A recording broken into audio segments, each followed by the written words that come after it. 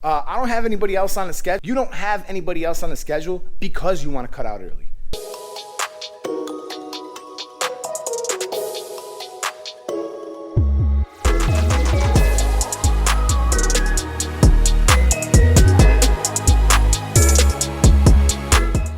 What's up, you guys? It is Sunday morning and I've been waiting all day to go work out.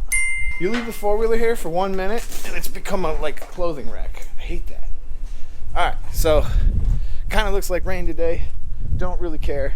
All I know is this day's gonna go a lot better if I started out with a workout, and that's what we're on. So I'm kind of curious. I want to test out this GoPro, see what it looks like when I'm running around, when I'm doing all this stuff.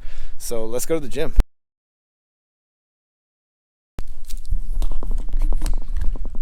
I just love when there's nobody here because I brought a speaker and it's about to get loud.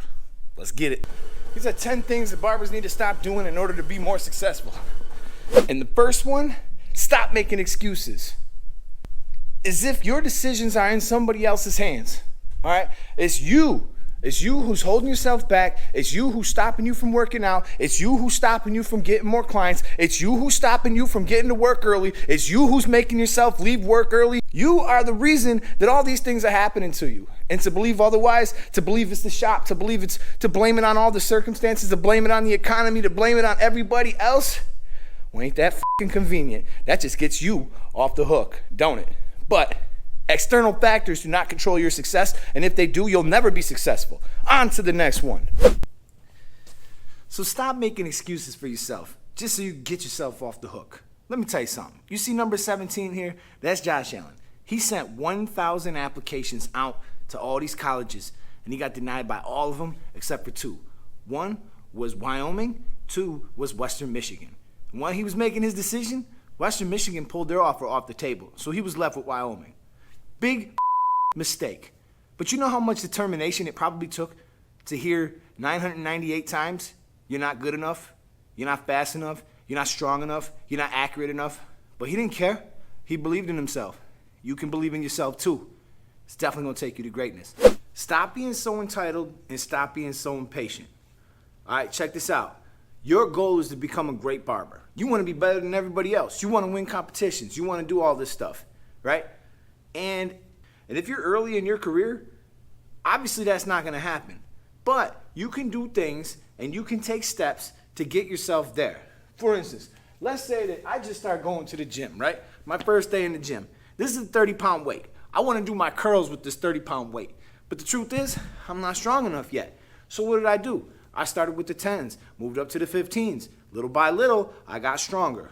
You wanna be a great barber? You're not doing such great work right now? Keep practicing, keep getting your reps in, and don't be entitled as if you were supposed to already know this. Nobody's born knowing how to cut hair.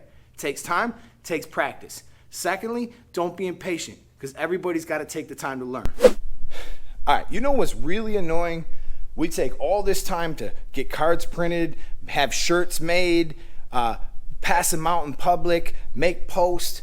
We've practiced our work, we got really good at it, but then a walk-in comes in, and you have a client coming in 15 minutes, and you just all of a sudden start ignoring him, acting like he don't matter, pretending you got something to do. Oh, I just left the stove on at home. I got to go check it, right?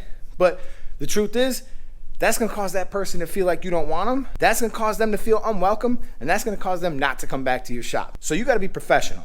You got to go up to him and say, listen, I got a client coming in a couple minutes. If he doesn't show up, I'll be glad to take you. Other than that, I can try to find somebody else for you, or we can schedule you for a later date. Give him the facts without all the fluff, all right?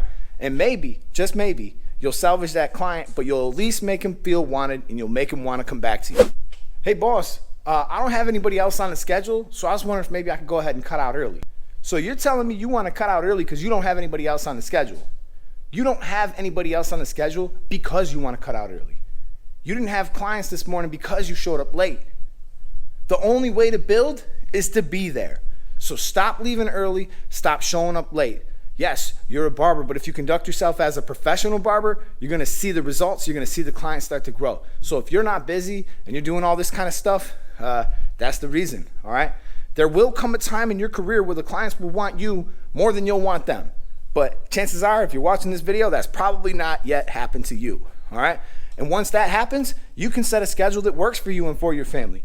But in the beginning, if you really want to make this work, you gotta grind it out. Because, let's be realistic, you didn't go to college, you went to barber school. Barber school takes a year, maybe less, all right? If you went to college, you would be there for 4 years. But still, you're gonna be ahead of the game. Because at the end of this year, you'll begin growing your clientele, being a good steward of your chair, growing and doing everything that you're supposed to do. By the end of next year, you'll start making some money. By the end of the third year, you'll be way ahead.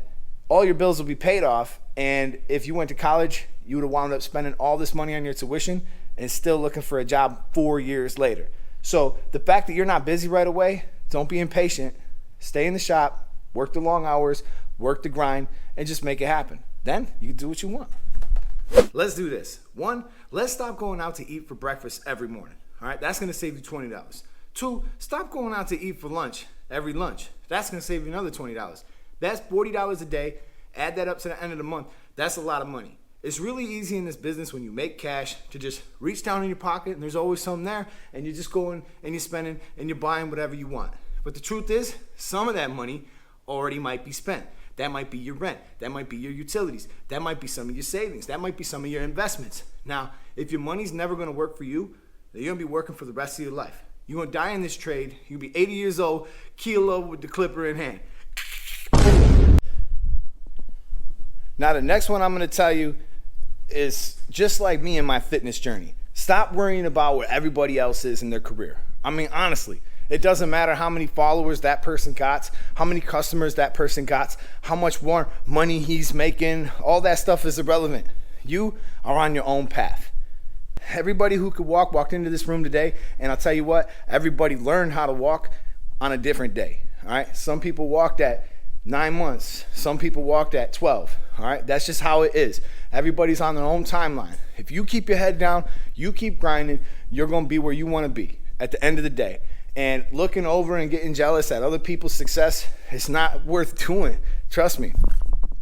It's just stupid, because the truth is, you want to see that success in the world because you want to know it's possible. So when you see somebody getting successful, you should be nothing but happy for them. Really, you should be nothing but happy for them, because that means that it's possible for you to do it too.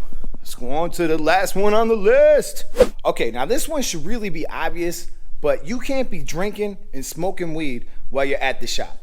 You just can't do it. It's unprofessional, it's unbecoming, and as much as you think that these things enhance you or make your life better in some way, the truth is they don't. Socially, you want to drink, you want to smoke weed, nobody cares. Do it outside of work. Be professional at work. You don't want to become so hopelessly addicted to something that you need it just to survive. Now, I'm gonna be real. You guys are kind of interrupting my workout, so I'm gonna end this video. But if you guys want to see a follow-up to this video that barbers need to stop, there's so many other things that I could say that barbers need to stop. These were just the things that were at the top of my mind, and if I wrote them out, I'm sure I could probably come up with like 50 more things that barbers need to stop doing. Things like taking each other's customers, ignoring clients when they walk in the shop, not greeting clients, not having a friendly atmosphere at the shop that makes people want to go back, makes people want to tell their friends about. Like, I could literally talk about this all day. And if this is a subject that interests you, drop something down in the comments.